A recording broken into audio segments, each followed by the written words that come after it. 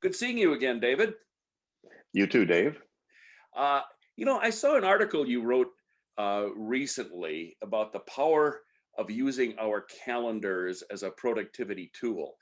And you made a comment which just kind of blew me away. You said, "Seldom have I seen anyone use their calendar optimally. The tool is very much underutilized." The calendar, it's kind of like the core of our planning. What are people missing? Well, several things. Uh, Back in the old days when I first started doing this work, it was pretty radical approach to say daily to-do lists don't work because usually most people use their calendar for not only appointments, but they made daily to-do lists. But then, we can go through all the reasons why they don't work. It's fine to make a daily to-do list as long as you're willing to tear it up and rewrite it about 16 times that day, Hmm. right? Given how the changes and things that go on in your life and as things as fast as they move. There's nothing wrong with sitting down and saying, look, here's the three things or four things in case I have time today. Here's the four things that I want to do. I do that too, but, what a lot of people do, actually, a number of people who are really veteran GTDers, what they do is they maintain their list not on as daily to-do list, not on their calendar, but in their next action list. And the night before or whatever, they scan through all that and then just take a little piece of paper, a little index card or something, or post it and write down the two or three things out of those things that they want to focus on, which is fine. Just keeps you focused and so forth. And also it's very easy to tear it up and rewrite it.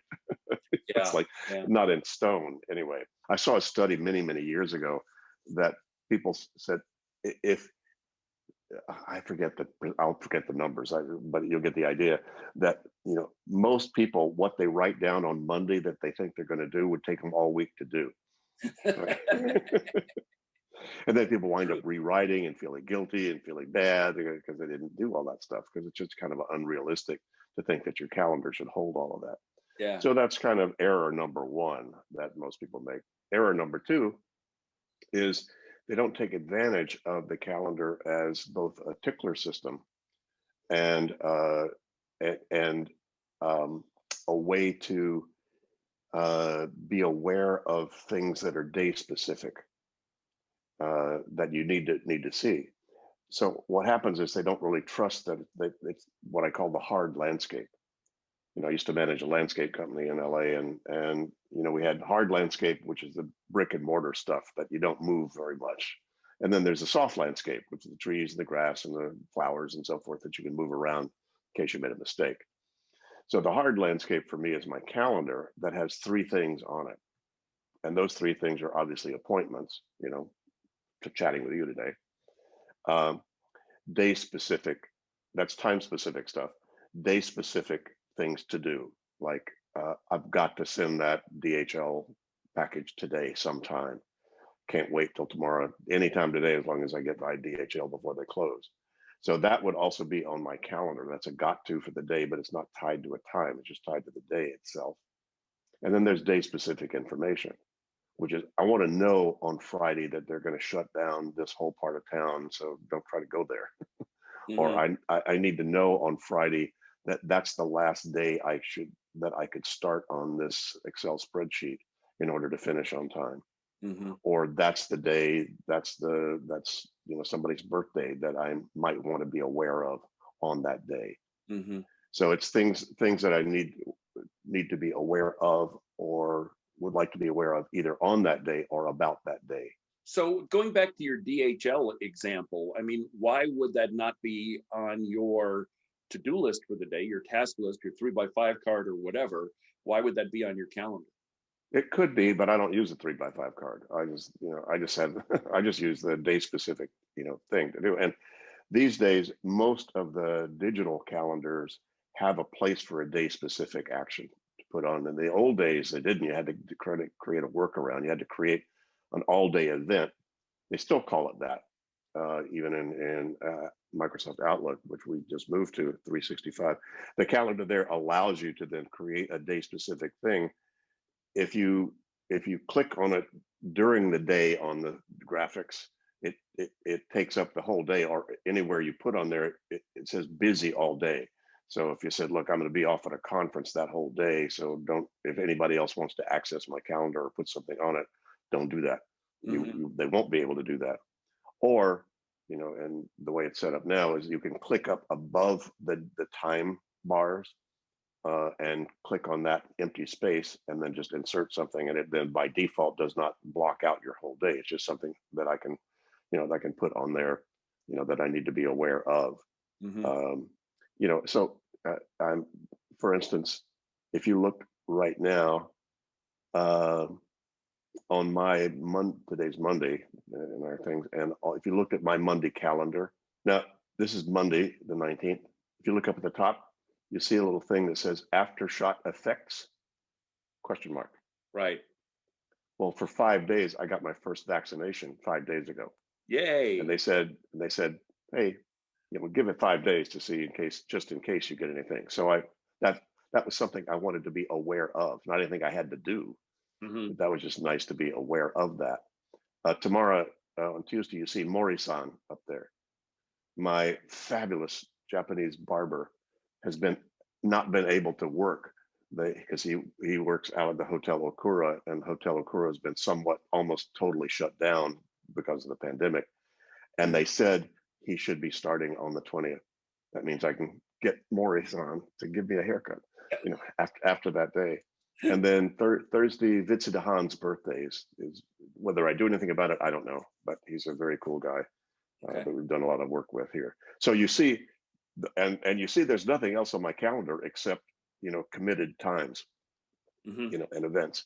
That's why the night before, that's people often ask, how do I structure my day? I said, well, my day's structured the night before because before I end my day, I look at the hard landscape for tomorrow to know Hmm. how long I can sleep. Kind of tee up my brain to be aware of that. Usually, I look the next 2 or 3 days ahead, just to make that comfortable, for me to do. So, as simple as all that is, there are very few people that I know who actually do that, who do what I just showed you. And mostly that they don't take advantage of the all day event space that says, what do I want to be aware of on that day? And that's a very appropriate place to put a lot of things, Hmm. both red flag dates called something's got due on that day. Even though it may be on my action list, with a due date on that, if I want to be really super safe, then I'll just go to that day that hey, David, it's a sent proposal yet? Question mark, Hmm. or something like that, some little trigger. So that's the only time I ever might double enter something in my system would be that, where I've got either a project or an action that actually has a real hard due date. And then I may go to my calendar and put it up at the top and say, okay, dude, what Hmm. about that? Hmm. And so everything that used to go, as you may have read in my book, I used a paper-based tickler file, Right. the 31 days and 12 months. And then every day you take, throw stuff in the file. Um, because filing systems really suck in terms of getting them, especially in Europe. You only get these these hanging files and these Oh, hanging yeah. file systems, which are just really a pain in the butt, to have to use. Right. Uh, so so uh, so I went away from the paper-based tickler file and just used my calendar now for that kind of thing, Hmm. so that I can say, okay, uh, let's say 3 weeks from now is something is coming up or is going to be available, and so I can put that just as something I want to be aware of on that Right. day. So it's just another version. Those are tickler things that what you saw, what I showed you, on there. I would have used a paper-based tickler file to remind me about, Mori-san is now going to be working, or uh, that's Vitsi Han's birthday or whatever. That would just been in that system. In the morning, I just open it up and I'd see that data there. Yeah. That I, was I think I think easy to do. most people kind of gave up on the tickler system a long time ago. At least I did. Although I still struggle with where to put things that I want to like for example, if back pre-COVID, right? You'd get tickets to a show, and it was nice to put that in the tickler file because you knew they'd always be there. And now I don't have the tickler file anymore. Yeah, well, yeah, I get you. That's why I have a file called action support. Okay. because the event is on the calendar. But if I have paper-based material that I need to support that event, um, somebody gave me uh, uh, when I did a keynote or whatever, they gave me a gift voucher for 100 euros at one of our favorite restaurants, right? So that's printed out because I need to take this to the restaurant, right? Right. But of course, the restaurant's closed right now, but this is good for a year. So ideally, I'll be able to use it. That's in there, Right. or Right. a play that had to get rescheduled.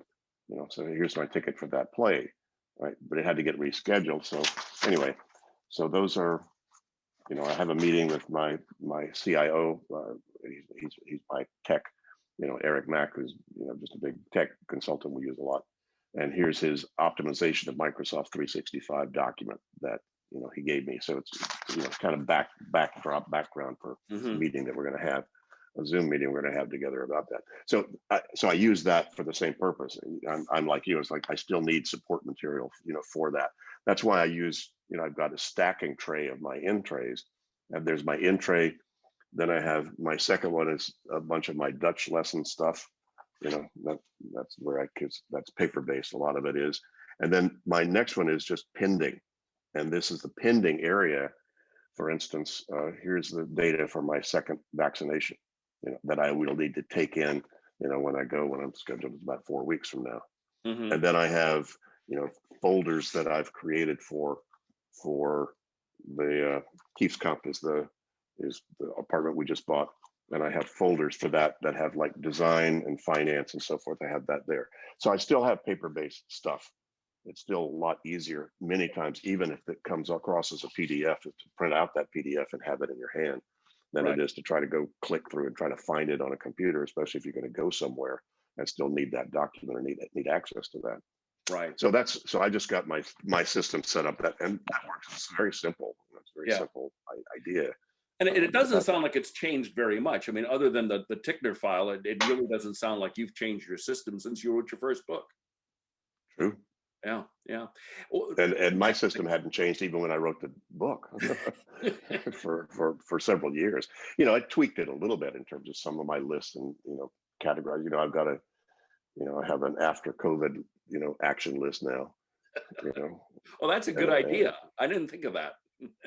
and an after we move list, Hmm. because there's some things I want to do, but we can't do that until we move into the new apartment. Hmm. So Are those paper lists or those digital? no, that's digital. That's just Okay. those are in my set of context action list. Uh-huh. Errands to run. Stuff to talk to Catherine about, whatever.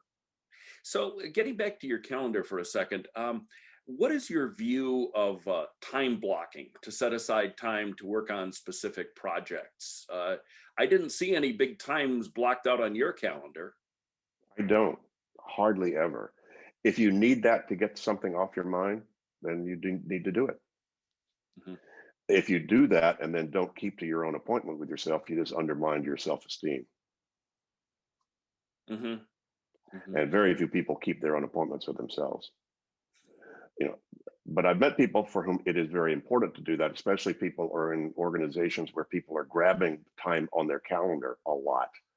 And then they say, oh, geez, I need at least 2 hours of uninterrupted time to be able to finish the business plan or finish the proposal and due on Friday. And they look at their calendar and go, geez, I better block out 2 hours on Wednesday afternoon.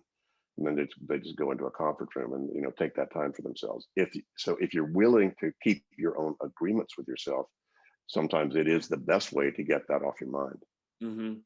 Yeah, I was also thinking about this, that calendars used to be a very personal thing. I mean, we would carry them around with us.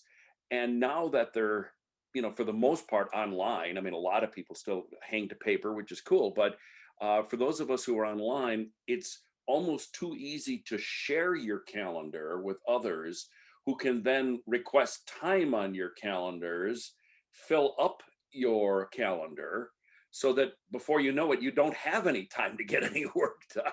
And even though you can say, I'll accept this meeting or not, I mean, you feel like a jerk if you don't accept somebody's request for a meeting. Yeah, well, that's where people just have to grow up. Just how easy is it to say no? So Yeah. Understood. But the probably the benefits outweigh the downside to it. I mean, it's nice that Catherine and I can look at each other's, see a combined calendar with both of ours in case we want to make an appointment or something that's going to require both of us to be there. Hmm. So we don't have to keep going back and forth and whatever to be able to do it. So the benefits outweigh the cost, I think, Right. for the Well, most part. when I used to have a 9 to 5 before I retired, uh, I always found that mid morning was my good time to get major projects done.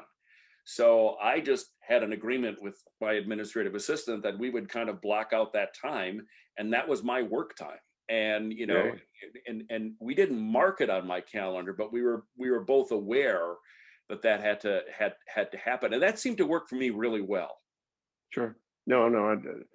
I think once those things become habit, like we have a house cleaner, a couple that come in and clean our apartment every week on Friday mornings.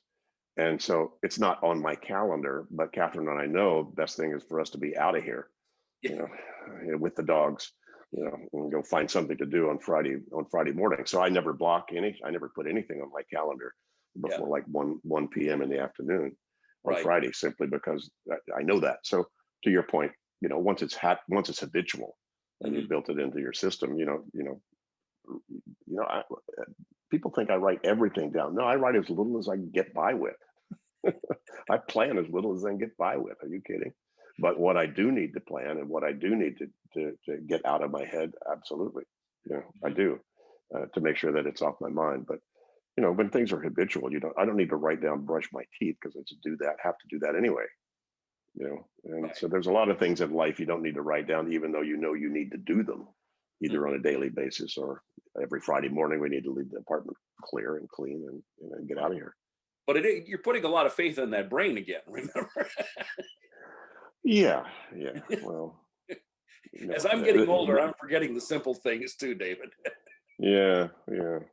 Well, What about people who, I mean, should people keep like a separate calendar for their personal lives from their work life? I know that people do that, and some people do it simply because they don't want to. Yeah, their company may have a policy that they can't use their sort of agreed on application, their calendar application for personal stuff. So some people have to, just by necessity or by policy, have to keep those things separate. Uh, Mhm. it's a pain in the ass because then they have to look both places before they can really agree to anything uh, that's coming up. So you can have as many calendars as you want and in many different places as you want. A lot of families that have kids that have busy schedules sometimes have just a handwritten calendar on the refrigerator or somewhere, that people write down what they think everybody else ought to know that they're Mhm. doing that day, and that's fine. Or, digitally, it's nice and quite efficient if everybody in your family has access to that and can do it that way. Mhm. I think that's fine too. But in terms of separating personal and business, only if you have to, I would suggest, in terms of just efficiency. Are there any other ways that you can think of in which people are using or underutilizing their calendars? No, I think those are it. Uh, Dave, I mean, again, to your point, there's a lot of time-based or day-specific kinds of things that you may need to keep track of somewhere in some way. And as long as it's somewhere that you need to see appropriately at the right time and place, that's it. Mhm. And, to some degree, it's kind of the dummy stuff. I've got now, um, I used to have just a yellow Post-it stuck on our front door on the inside that says, mask question mark. So they've gotten a bit stricter, here in Amsterdam anyway, about people, going in stores, making sure everybody's wearing masks. And so now I've just got them hanging, right in front of me, and where I get dressed. So I say, Mhm. okay, yeah, Mhm. got to take that with me. So I don't need a calendar. Don't need it on that list, as long as it's, it's like putting stuff in front of the door, Right. so you don't forget it. Right. So if you've got something like that, or if I have actually worked with some executives that their world is so already structured for them that they don't even need to keep a calendar. They just show up and are told where to go when. They just trust their staff to let them know. Well, Yeah. a doctor would be like that. That shows up, that Right. has, their patient they show up in their patient, roster. Maybe I don't know how far ahead they may need to see that, but a lot of them just probably show up and say, "I start at 9, and we'll see who walks in." Right. And the nurse will have their file sitting there. Right.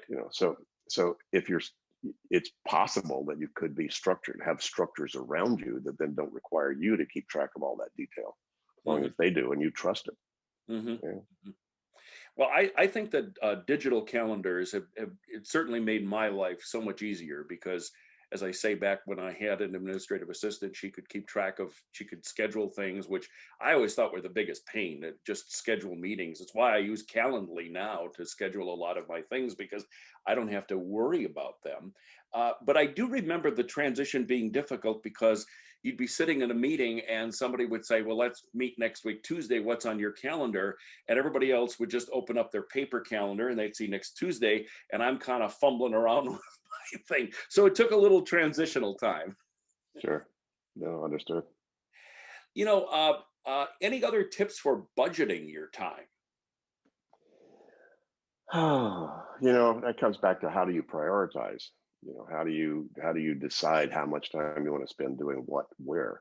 There are actually apps out there that track, how much time you're spending on your computer, how much time you're spending doing X, Y, and Z.